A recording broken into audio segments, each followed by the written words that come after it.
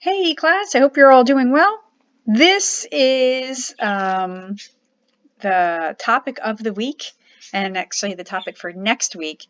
We are devoting 2 weeks to freshwater resources management and water pollution.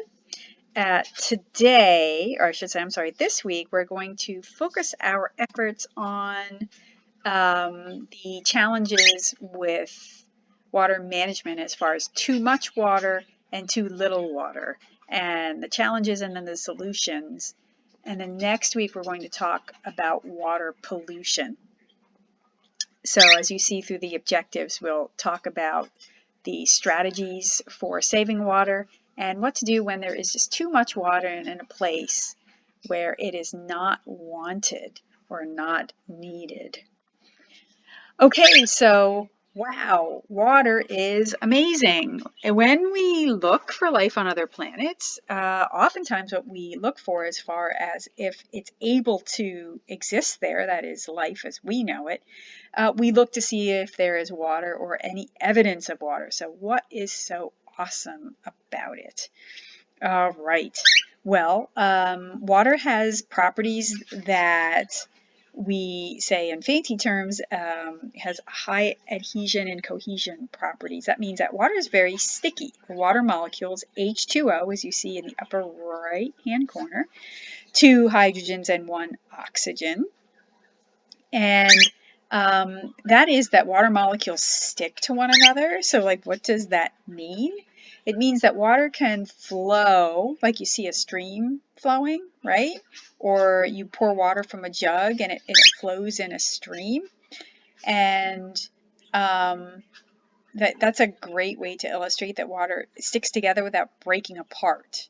But the water molecules themselves on a molecular level also kind of pull each other along and create the stream. And why that is so important is that water actually is able to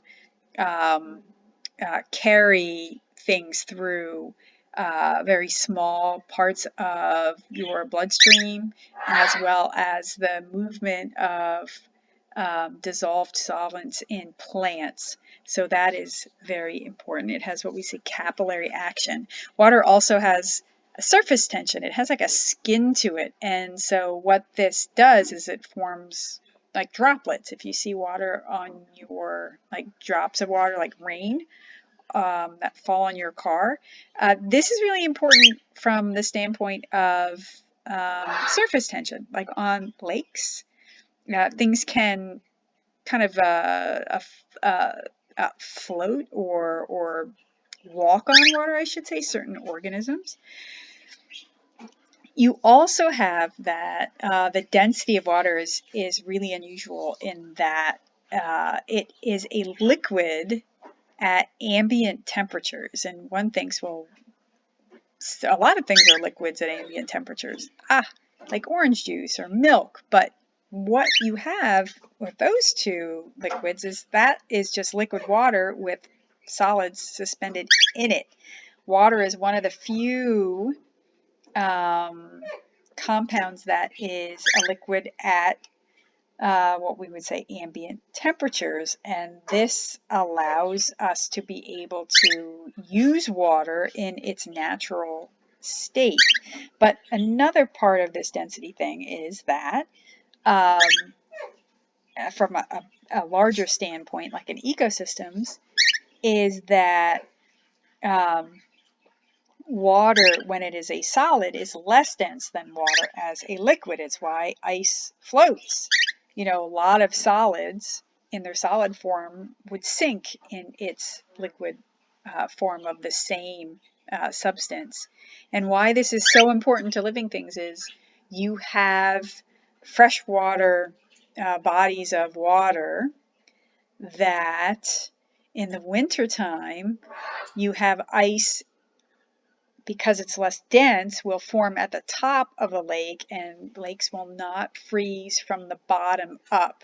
And so this allows lots of living things to be able to continue to exist in a lake that has frozen over. So you have all the plants and animals that are still able to exist underneath that ice layer. So that is really very important.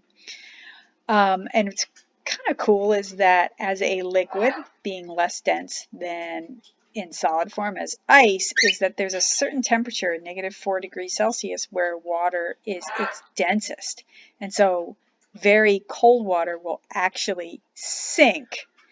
And it's really hard to illustrate without a video or a graphic, but this cold water that sinks in large basins of water like oceans is part of what drives ocean currents, the sinking action of dense cold water at the poles of our planet.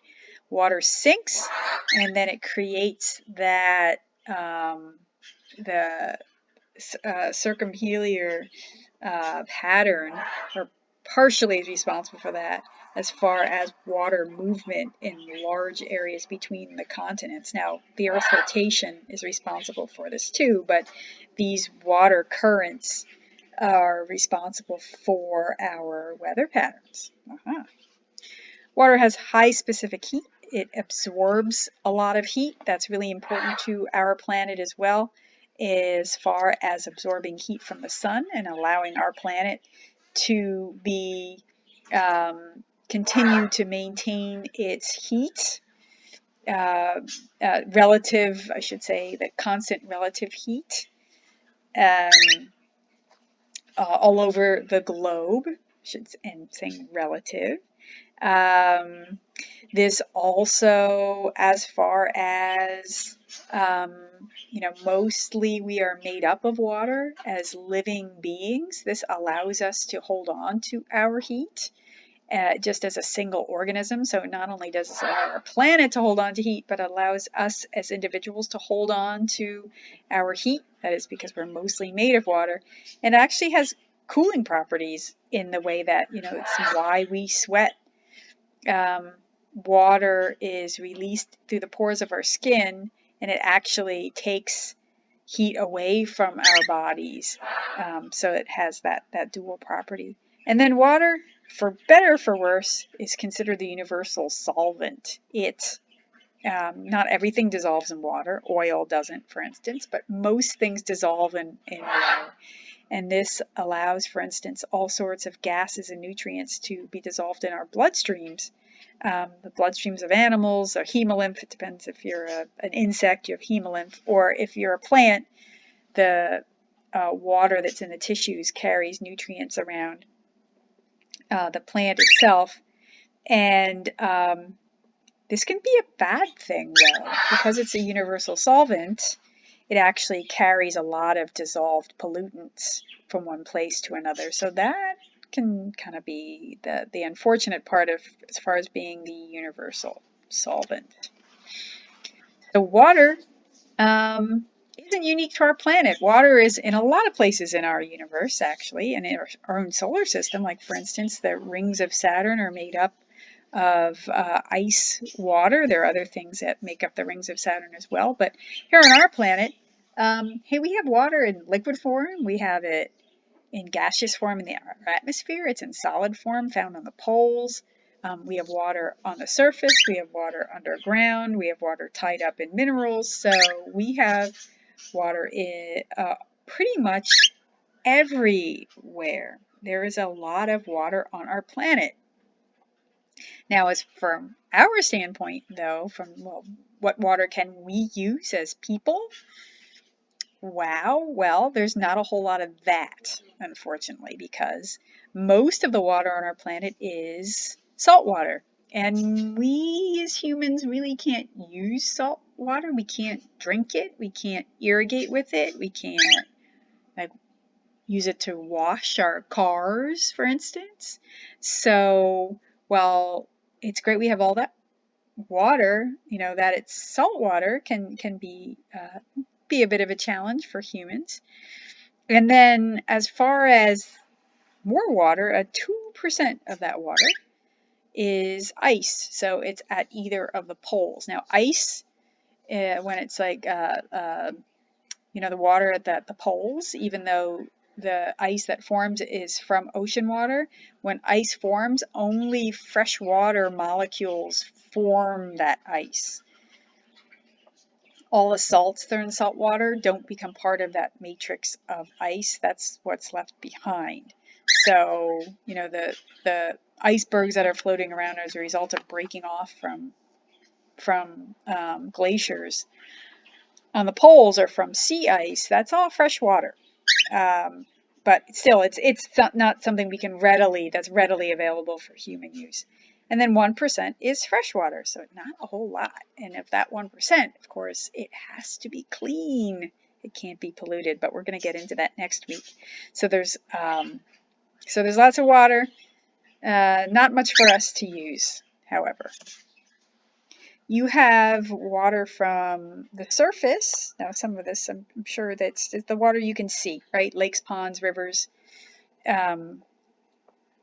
etc., and so forth. This is where mostly we get our water supply. So we're talking about water as a resource here.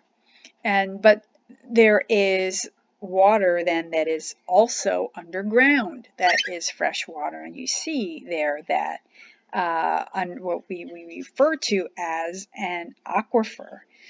And this water for quite a long time, for thousands of years, we have been able to access by digging or drilling down into that supply of water, so we are able to use that. Now, as far as water is concerned, I mean, if it weren't for water, there would be no life, right?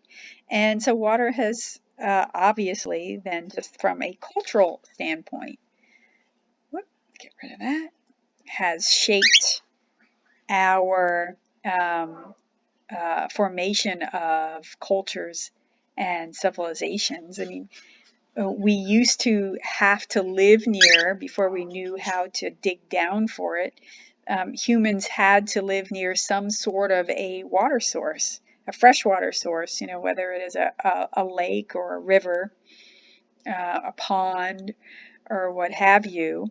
And so you would have communities only be able to form around water sources. Now other animals have kind of figured this out. You know, they, like, for instance, you can have like wildlife have physiologically, they're able to get their water from their food, so they don't need to drink water per se. And you also have like animals who've adapted, like for instance rabbits. You know, they get a lot of their water not from going to the edge of a watering hole, but they lick the dew off of the grass and the vegetation that surrounds them, that forms in the morning. Now, humans can't do that, right? But just so to illustrate that not all animals have to live right around a direct pond, lake, or river or stream. So a few thousand years ago, we figured out how to dig down and get water. And so then you could have civilizations that actually form away from a surface water source. That was 7,000 years ago, so that was quite a long time ago. And a very long time ago in ancient Greece, we figured out as humans how to use pipes to carry water from one place to another. And then the aqueducts of Rome 2,000 years ago, these were above ground types of, like as you see in the picture, bridges.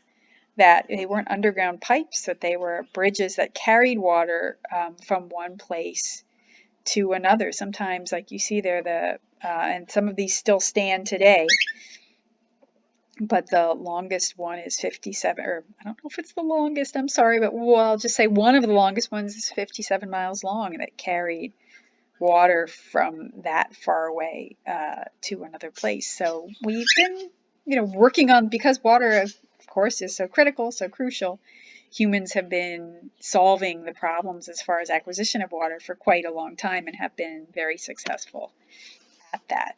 Now, as far as wastewater is concerned, this is actually very just an interesting part of this, the history of wastewater.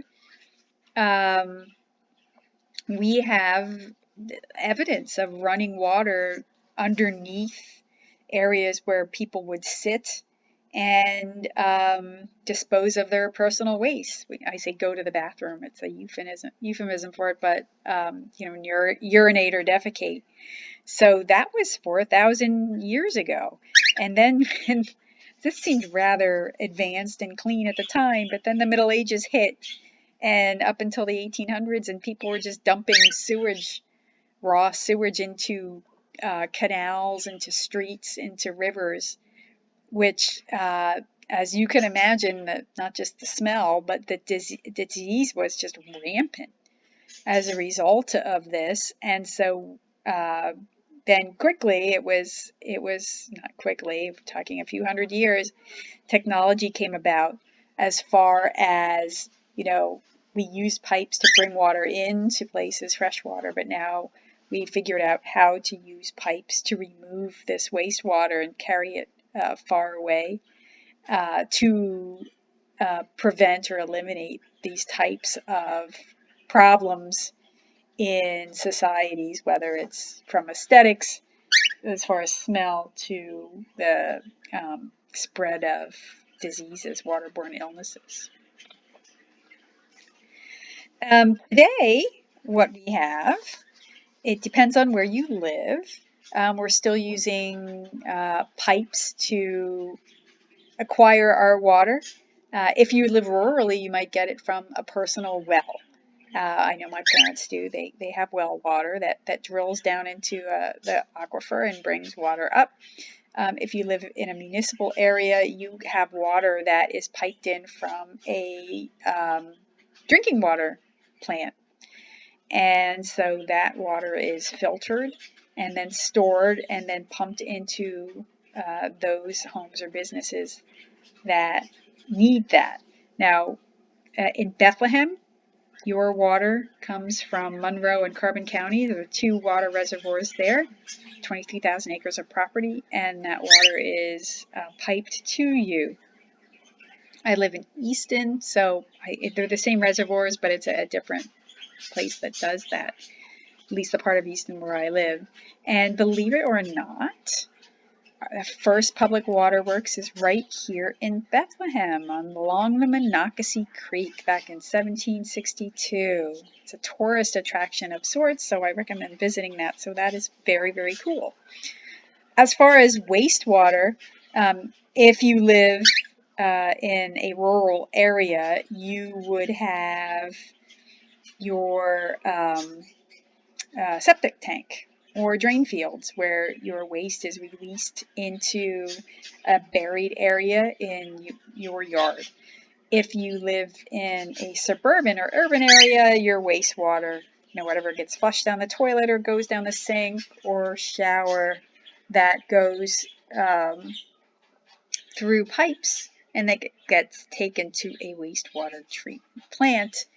And we're going to get into how those work later in the course, or later in next week. I think that's next week. Now, believe it or not, when we think of water being a limiting resource and so critical to life, that we forget that there are issues where there's too much water. And we'll say this is a very anthropogenic or human problem, because really, is too much water a problem to the environment?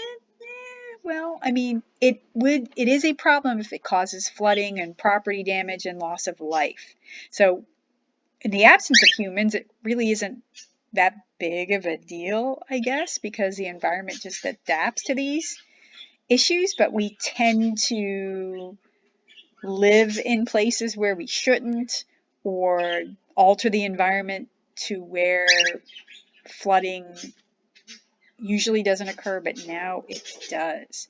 And so as far as too much water, whether it's a hurricane or heavy rains or a dam that breaks causing water, there's too much water to be in a place where humans live, obviously, as I mentioned, loss of life, property damage, waterborne illnesses, bacteria, diseases that are carried through water. So it is considered an environmental issue, why it's covered in the course, environmental problem.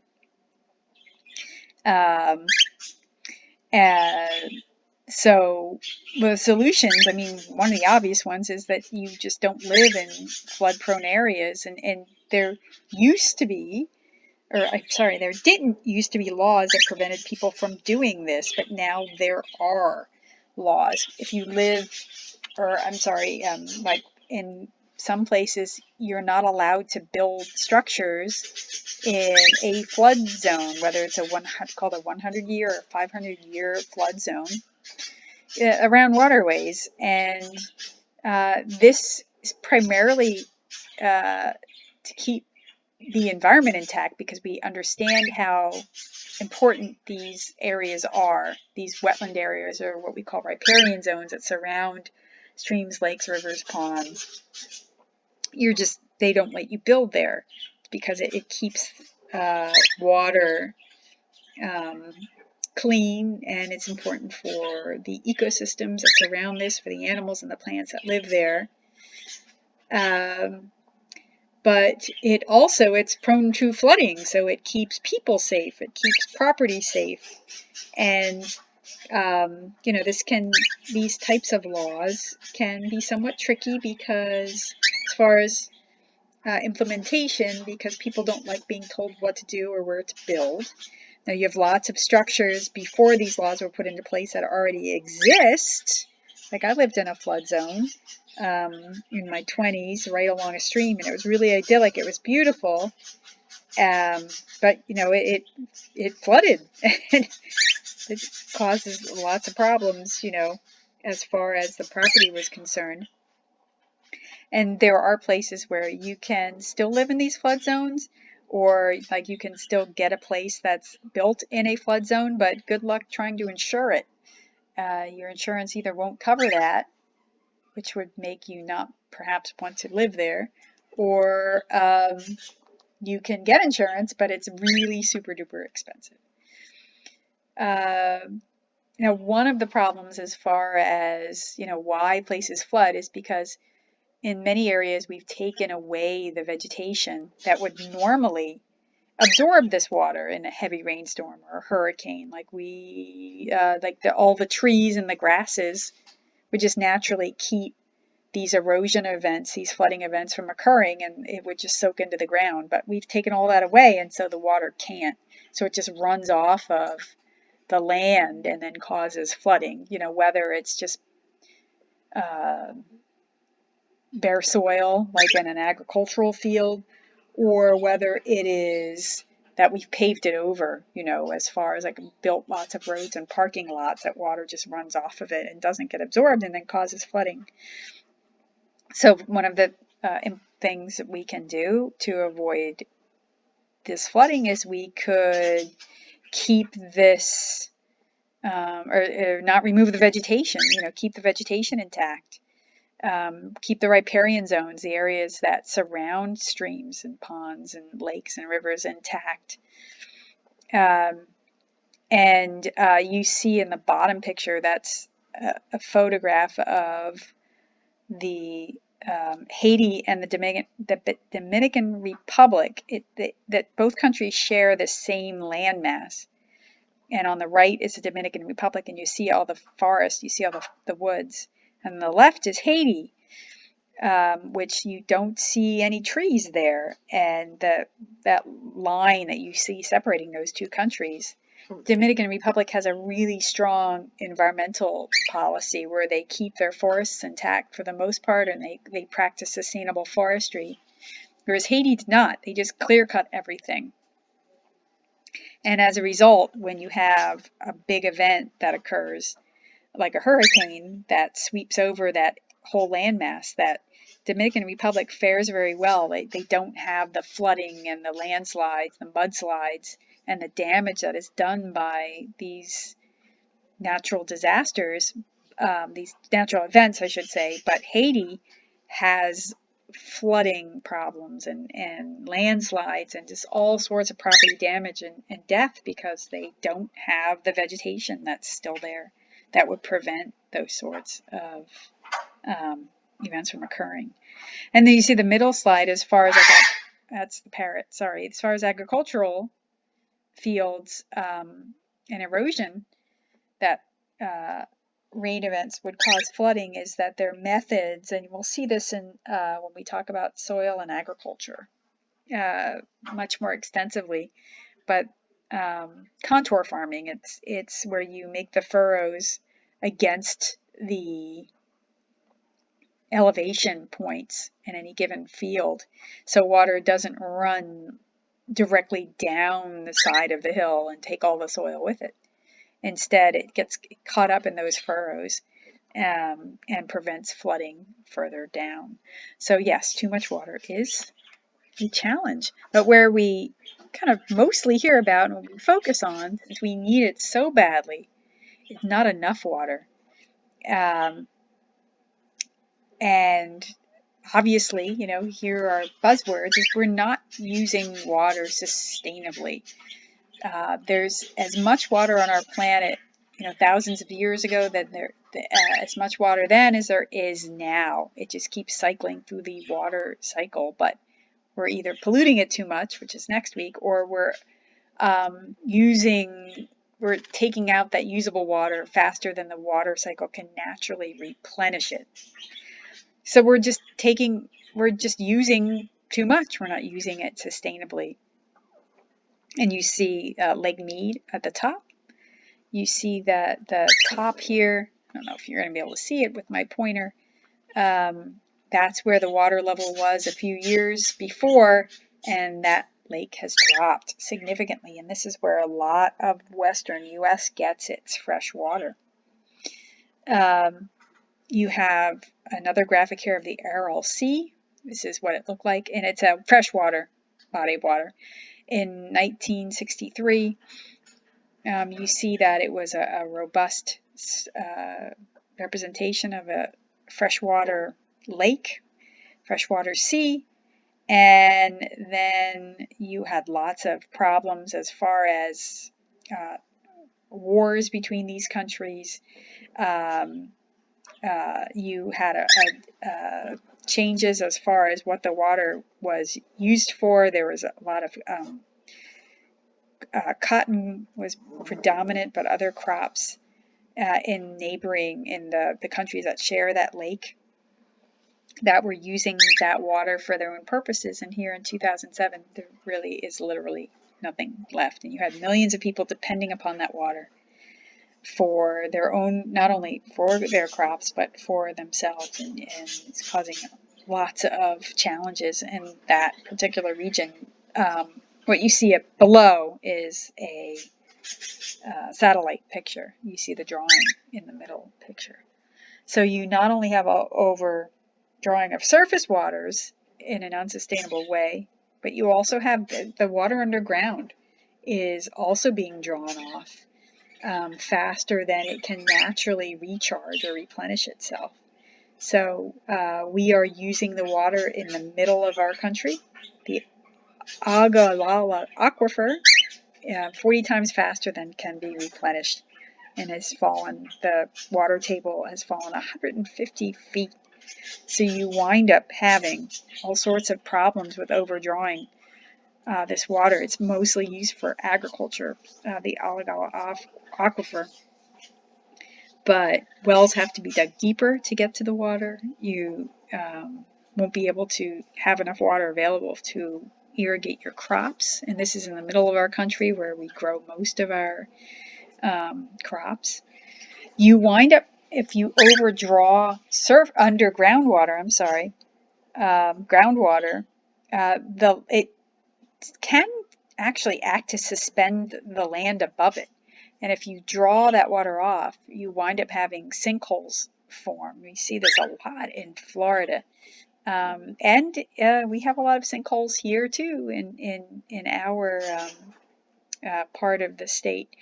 And you also have, nature doesn't like a vacuum, right? So when you have coastal areas where you have groundwater that is drawn off, you wind up having salt water from nearby, like oceans, seep into these these underground freshwater reservoirs, and then that water can't be used. It can't be used for drinking. It can't be used for irrigation. So that's a huge challenge as far as when you overdraw groundwater. So big challenges here. Now, as far as specific problems and then their solutions, because those are the general problems. We're just not using water in a sustainable way. We're using it faster than it can be replenished, but we'll get a little bit more specific. Now, agriculture and food production are the number one uses of water. These activities use the most water worldwide, as well as in the U.S.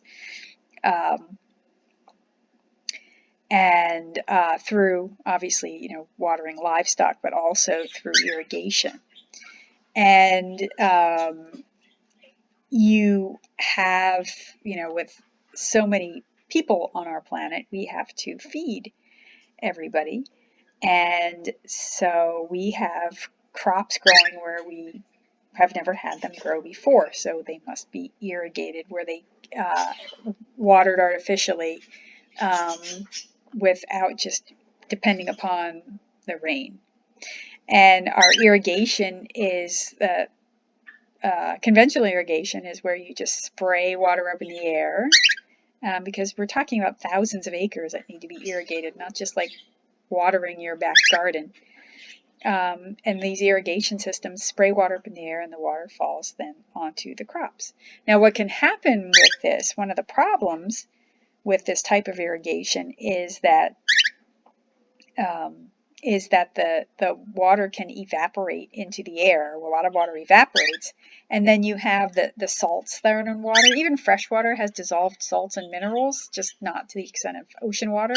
But these solids, these salts, can actually, with the water evaporating, can build up in soil, and then you can't use it for agricultural purposes. So what are some of these solutions? You have a stewardship, which, let's get to that last. Let's go to the bigger solutions here, I should say. Drip irrigation. This is a big solution, which has challenges in and of itself. But this is a type of irrigation where water is carried through pipes and hoses, like right along the ground, and at ground level, drips water onto crops. It doesn't get sprayed up in the air, so you don't have that evaporation that occurs. So this is really awesome. And so you're reducing the amount of water needed to irrigate your crops by 40 to 60%, and that is extremely significant when we're talking about saving fresh water. This can be challenging, I should say, because it's a bit expensive and tough to implement on very large areas. And, farmers already have conventional irrigation systems in place. And so it does require some federal money, some grants, in order to accomplish putting in the infrastructure in order to do drip irrigation on a very large scale. So that's a challenge, but it is a solution for saving water in as far as agricultural uses. The other bit is a solution is that you do have areas that are basically deserts that you're growing some very thirsty crops in and require a lot of irrigation. So instead, they say in fly fishing, it's called match the hatch. You're using bait for the fish that's actually simulates what's hatching at that time, and matching the crops and the climate. Like if you have a climate that is rather dry, then only grow those crops that don't really need much irrigation. So that would save on the amount of water that's used. But also then, the last, which I started getting into, but steered away from it, is that growing crops, growing the food that you eat takes a lot of water, and some crops take more than others. Some food, not just crops, but some food takes more than others. For instance, if you are a meat eater, what you can do is if you meat or beef raised the conventional way, for 1/3 pound of beef altogether, it takes 821 gallons of water, taking into consideration how much the cow drinks and the amount of water that grows the corn that feeds the cow, whereas grass-fed beef only takes about 7 gallons of water for that same 1/3 pound. That is a choice that you could make if you have the luxury and privilege of being able to afford grass-fed beef. I should add that. Some people don't eat as much meat, so not as much water is used when it comes to producing the food that they eat. There's the figure there as far as for every cup of coffee, it takes 37 gallons of water to produce that. It's just very interesting. Stewardship as far as being aware of the food that you eat and how much water is used in producing it, and then choosing from there on out. You can also follow stewardship practices in your own home as far as your personal consumption of water. Now, you do have an activity that for this week where you calculate how much water you're using. I think you're doing that. It might be next week or it might be in lab. I can't remember. But how much water does the average person in the U.S. use every single day? And one might think, I don't know, I use a few gallons, I guess. But when you do the calculations between baths, showers, flushing toilets, washing dishes and clothes, cooking, brushing your teeth, it comes to about 100 gallons of water per person per day.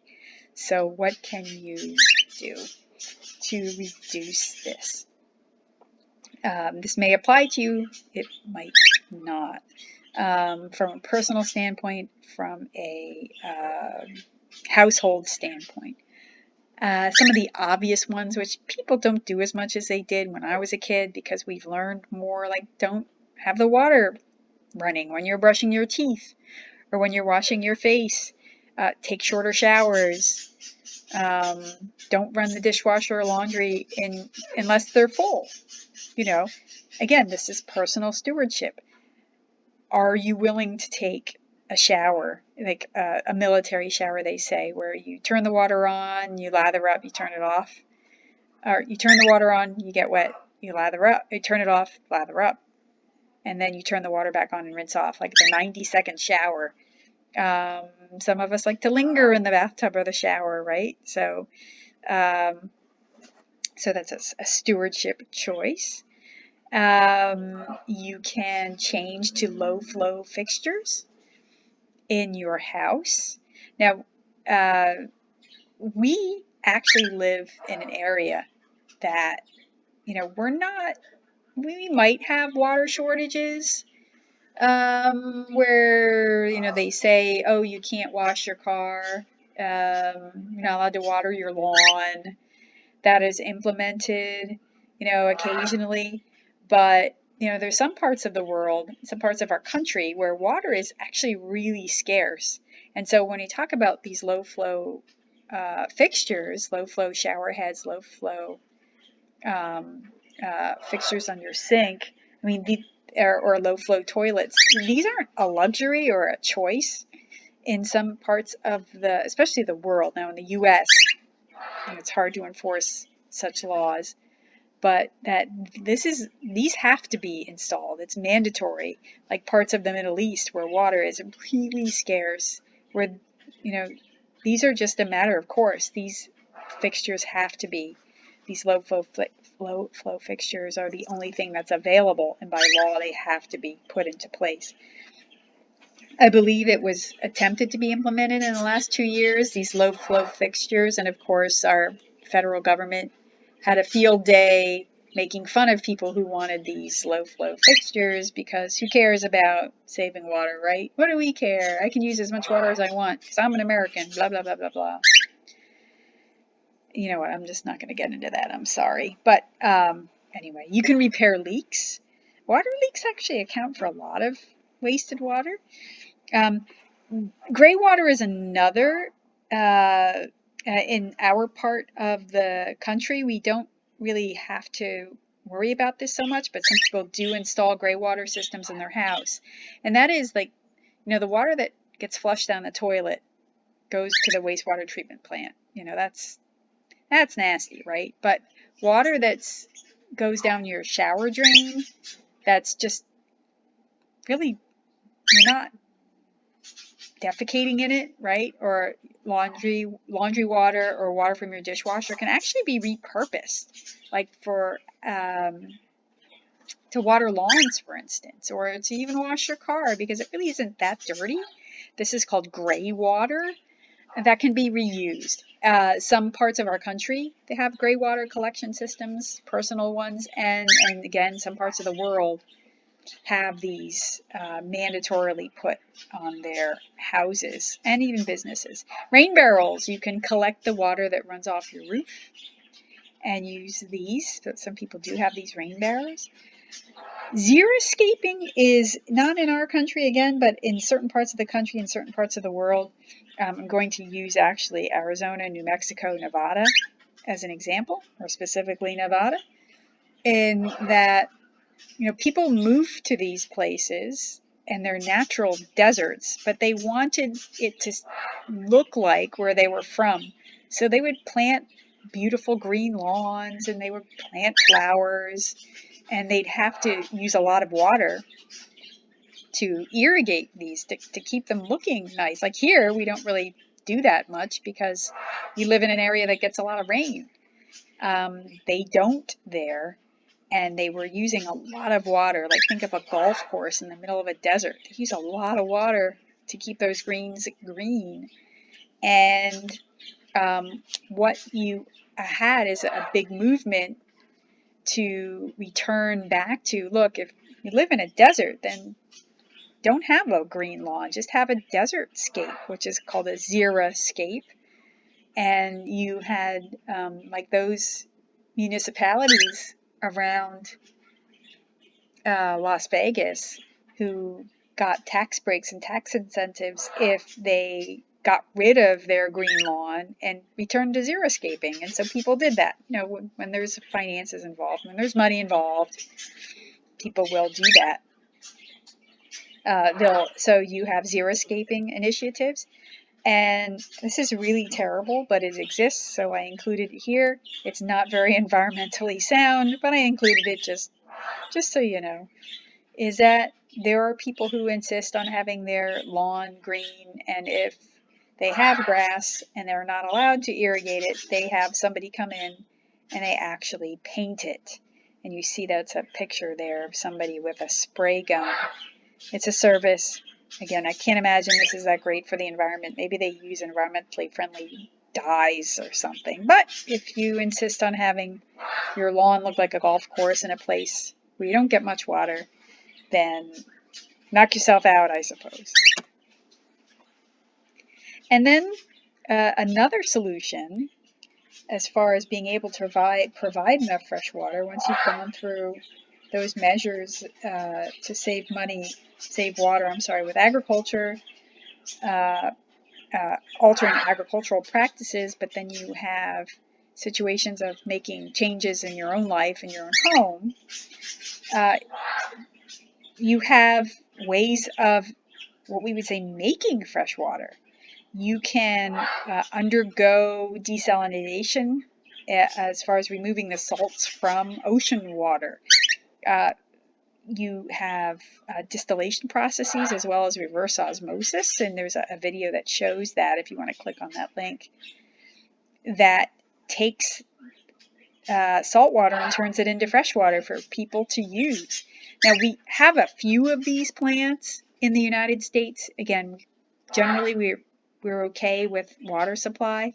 One in Tampa, there's one north of San Diego.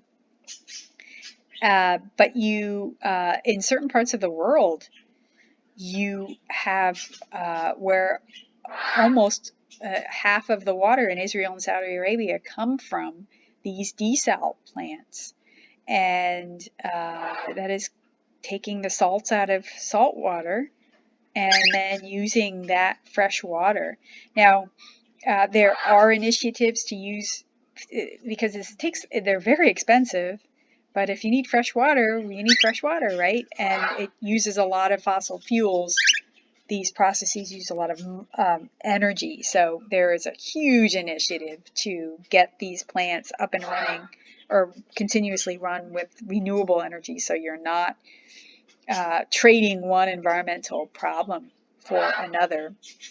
And then you have a technology that you can remove water from the air. I mean, some of it it's pretty basic. We've been doing it for a long time, where water in its gaseous form, as we know, condenses as a liquid on cooler surfaces.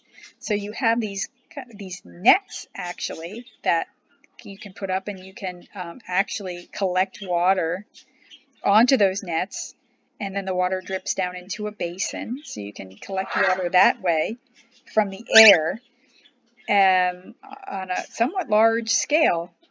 Star Wars fans, you know, there was a water farm where they lived, and I don't know, I think they did it that way. The first Star Wars, that is. The original Star Wars, that is. But, you know, some of you who have basements have this technology in your basement. It's a machine, a dehumidifier, because basements tend to be very damp, and you can remove the water from the air in your basement, so to prevent your basement from getting moldy. And you may have the job of emptying the bucket from the dehumidifier, you know, once or twice a day. So from the air comes this liquid water. Well, they have these set up like just like water coolers, where it's a dehumidifier that actually will remove the water from the air, and then it sanitizes it, and then you can drink it. And people have these in their homes for drinking water. You don't see that again so much in this country. You see dehumidifiers in people's basements, but as far as it processing it into drinking water, that is what is standard in other parts of the world. So that's it for that. It's pretty long. That's why this PowerPoint is split up into 2 weeks. So we have too much water, we have too little water, and the solutions thereof. All right, that's it for today, and we'll see you next week. Take care, guys. Bye.